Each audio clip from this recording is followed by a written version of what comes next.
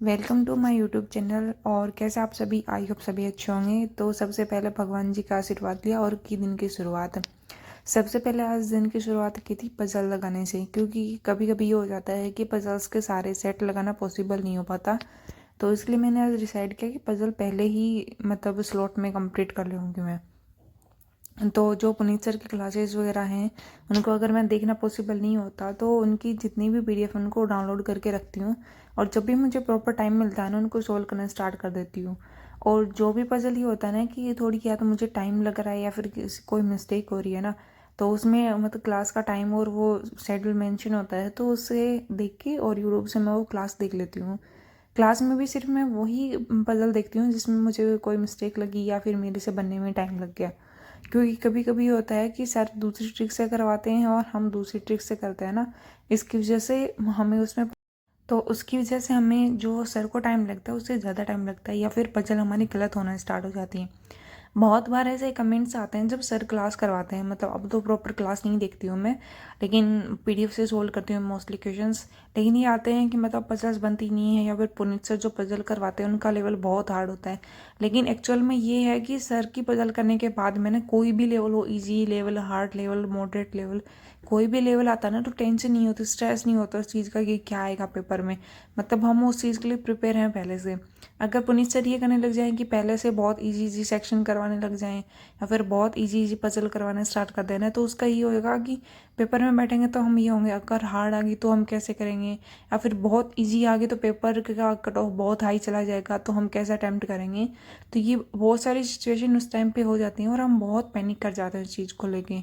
तो ये अच्छा मतलब बेस तैयार करते हैं सर, उसी के अकॉर्डिंग करवाते हैं। सर को बहुत टाइम हो गया प्रिपरेशन करवाते हैं, तो उन्हें मतलब पता है कि क्या बच्चों के लिए सही है क्या गलत है, तो उसी के अकॉर्डिंग करवाते हैं। ये वाली क्लास कंप्लीट करने के बाद में मैंने देखी थी करंट अफेयर की क्लास, और वो क्लास कंप्लीट करके फिर मैंने एडिटोरियल को रीड करना स्टार्ट किया था। अब मैं एडिटोरियल को मोस्टली पीडीएफ से ही रीड करती हूँ, और उसके जो मतलब जो वोके वगैरह है उनको लिखना स्टार्ट करती हूँ।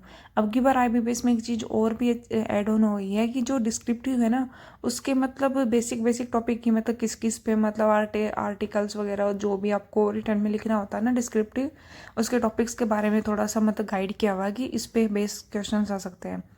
तो मतलब हमें थोड़ा सा मतलब उसके लिए अवेयर हो गया कि हमें बहुत सारी जगह नहीं कि मतलब कुछ भी उठा के आ गया या फिर कुछ भी हमें दे दिया वही हमें करना पड़ेगा। तो बेसिक पॉइंट है जो वो हमें दिए हैं, उन्हीं पे बेस जो आर्टिकल्स वगैरह जो लेटर्स वगैरह कुछ भी हैं वो उसी पे बेस आएंगे। तो इस एडिटोरियल में की थी सबसे पहले मैंने मतलब जो वोके वगैरह वो की, उनको थोड़ा थोड़ा नोट डाउन कर लिया, और उनको साथ साथ में बोलने की प्रैक्टिस कर ली, क्योंकि बहुत बार ये है कि कोई वर्ड हम बोल नहीं पाते हैं, तो वो साथ साथ में प्रैक्टिस कर लेती हूँ। कभी कभी अगर कुछ समझ में नहीं आता ना, वो फ़ोन से ट्राई कर लेती हूँ। अगर फिर भी कोई चीज़ समझ में नहीं आती है तो सर की क्लास होती है सुबह 7 बजे, तो उसको एक बार चला के देख लेती हूँ कि हाँ इसको सर ने कैसे प्रोनाउंसिएशन किया है, या फिर कोई क्वेश्चन नहीं समझ में आ रहा, वो सर का अटैम्प्ट करके देख लेती हूँ। और दूसरी बात, मैं खुद से सारा पीडीएफ से रीड करने का ट्राई करती हूँ, क्योंकि जब खुद से रीड करते हैं ना तो इम्प्रूवमेंट बहुत जल्दी होता है। और आर्टिकल रीड करना मस्त नहीं है कि आप स्किप भी कर सकते हो, लेकिन अगर आपको लैंग्वेज बेस्ड क्वेश्चंस करने हैं या फिर आरसी को जल्दी अटेम्प्ट करना है, मतलब प्रैक्टिस करनी है, तो उसके लिए एडिटोरियल रोज़ करना मैंडेटरी हो जाता है। बहुत सारी ये होता है कि किसी को कट ऑफ ही क्लियर करनी होती है, तो वन लाइनर जो क्वेश्चंस होते हैं ना उनसे वो कर सकते हैं। लेकिन ये है कि थोड़े से अच्छे मार्क्स आ जाएं, या फिर मतलब ये श्योरिटी हो कि हमारा सिलेक्शन हो गई, तो उसके लिए एडिटोरियल आपको करना मस्ट हो ही जाता है। उसके बाद में मैंने कल करना स्टार्ट किया था, जो मैथ है उसका मैंने रिवीजन करना स्टार्ट किया, जो मैंने नोट्स बना रखे हैं उससे। तो आज सबसे पहले मैंने बॉटम स्ट्रीम से स्टार्ट किया है, ये बॉटम स्ट्रीम आज मैं कंप्लीट करूँगी। तो पहले उसके सारे जो बेसिक्स वगैरह थे वो उनको रीड किया, उनके जो भी प्रॉपर थोड़े से नोट्स थे उनको थोड़ा मतलब मेन मेन जो भी पॉइंट थे वो मैंने लिखे, और जो भी पॉइंट और फॉर्मूले थे उनको एक बार रिकॉल किया कि हाँ ये है।